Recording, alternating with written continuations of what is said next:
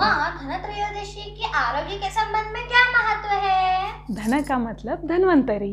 धन्वंतरी त्रयोदशी को ही हम धनत्रयोदशी कहते हैं। धन्वंतरी का अर्थ आरोग्य की देवता। ये समुद्र मंथन से त्रयोदशी के दिन ही प्रकट हुए थे। धन्वंतरी का और एक अर्थ होता है आरोग्य। शरद ऋतु में सूर्य की जो प्रखरता रहती है वह इस त्रयोदशी के दिन से कम होने लगती है। चंद्र का सौम्य गुण अधिक बलवान होने लगता है, जिससे हमारा शारीरिक बल बढ़ने लगता है। आयुर्वेद में इसको उत्तम आरोग्य का काल ऐसे कहा हुआ है। आरोग्य की देवता धन्वंतरी हमें उत्कृष्ट आरोग्य प्रदान करे, इस हेतु से ही आज हम धन्वंतरी की पूजा करते हैं। अम्मा, हम जो धन्वंतरी की पूजा करते हैं ना, उसमें हम धनिया और गुड़ की मिठाई बनाते हैं, उसका कारण क्या है? वातावरण में जो बदलाव होता है उससे अचानक ठंडी प्रारंभ होती है।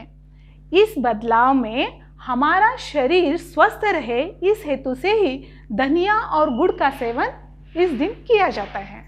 अम्मा, दीपावली में हम जो मिठाई बनाते हैं ना, उसका कारण क्या है? वातावरण में जो बदलाव हुआ रहता है उससे हमारी पाचकाग्नि यानी पचन शक्ति बहुत बढ़ती है।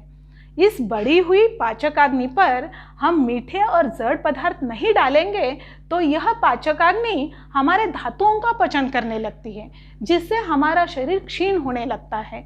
इसीलिए पूरे ठंडी के मौसम में ही हमें मीठे और जड़ पदार्थ लेने चाहिए। जब हम मीठे पदार्थ बनाते हैं तो उसमें अधिक प्रमाण में घी और तेल का इस्तेमाल करते हैं। ठंडी में हमारे शरीर में जो रूखापन रहता है वो कम करने के लिए और जड़ पदार्थ का पचन होने के लिए ये घी और तेल बहुत ही सहायकारी होता है। अम्मा, हम जो नरक चतुर्दशी के दिन अभ्यंग स्नान करते हैं ना, उसके पीछे ठंडी की रूखापन ही कारण है। हाँ, बाहर की ठंड हवा लगने से हमारी त्वचा रूखी हो जाती है और उसमें दरारें पड़ने लगती हैं। इसीलिए सिर्फ इसी दिन नहीं बल्कि पूरे ठंडी के मौसम में हमें हर रोज अभ्यंग करना चाहिए, जिसकी शुरुआत नरक चतुर्दशी के अभ्यंग से होती है। अम्मा, अभ्यंग का महत्व क्या है और उसके लिए कौन सा तेल इस्तेमाल करना चाहिए? आयुर्वेद में अभ्यंगम आचरेत नित्यम ऐसे कहा है, मतलब हर रोज हमें अभ्यंग करना चाहिए। लेकिन हर एक को ये साध्य नहीं होता है, इसीलिए हफ्ते में एक दिन हमें पूरे शरीर को तेल लगाना चाहिए और बाकी के दिन हम सिर्फ सिर, कान, हाथ पाँव के तलवे और नाभि को तेल लगाएंगे तो भी चलता है। वृक्ष की जड़ को पानी डालने से जैसे उसके पत्ते अंकुरित होते हैं, उसी तरह हमारे शरीर को तेल लगाने से शरीर में जो रसरक्तादि धातु रहते हैं वो पुष्ट होते हैं।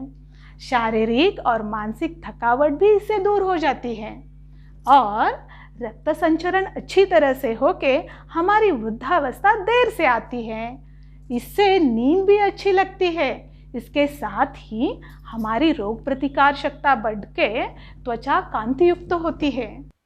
संपूर्ण ठंडी के मौसम में हमें तिल तेल का इस्तेमाल करना चाहिए। उसके साथ ही वातशामक औषधियों से सिद्ध किया हुआ तेल हम इस्तेमाल करेंगे तो बहुत ही फायदेमंद होता है। अम्मा, अभ्यंग करने के बाद कितनी देर से स्नान करना चाहिए? अभ्यंग करने के बाद थोड़ा व्यायाम करके आधे घंटे के बाद नहाना चाहिए। अम्मा, नहाने के लिए कौन सा साबुन लेना चाहिए? नहाने के लिए साबुन का इस्तेमाल करने के बजाय हमें त्वचा के लिए हितकर और वातनाशक औषधियों से बनाया हुआ इस तरह का उपटन इस्तेमाल करना चाहिए। उपटन के फायदे क्या है? जब हम अभ्यंग करते हैं तेल से तो अतिरिक्त तेल जो रहता है वह इससे निकल जाता है और हमारी त्वचा और कांतियुक्त होती है। अम्मा, हम दीपावली में सुबह और शाम जो दीप जलाते हैं ना, उसके पीछे कारण क्या है? दीपावली का अर्थ हमें मालूम करना चाहिए। दीपावली का अर्थ दीप यानी कि दिया, आवली मतलब मालाएं। दीपावली का अर्थ ही दीपों की मालाएं ऐसा है। दीपावली के दिन से रात और ठंडी ये दोनों ही बढ़ने लगते हैं। इसीलिए जब हम प्रातः और शाम को दीपों की मालाएं लगाते हैं तो प्रकाश भी मिलता है और वातावरण में गर्मी भी बढ़ती है।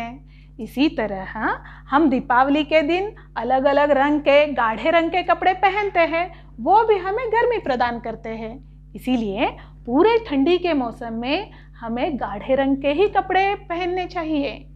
हाँ माँ, मुझे अब समझ आया। ऋतु जब बदलती है तब एक त्योहार आता है, वो हमें ऋतु के आचरण के बारे में बताते हैं, है ना? करेक्ट।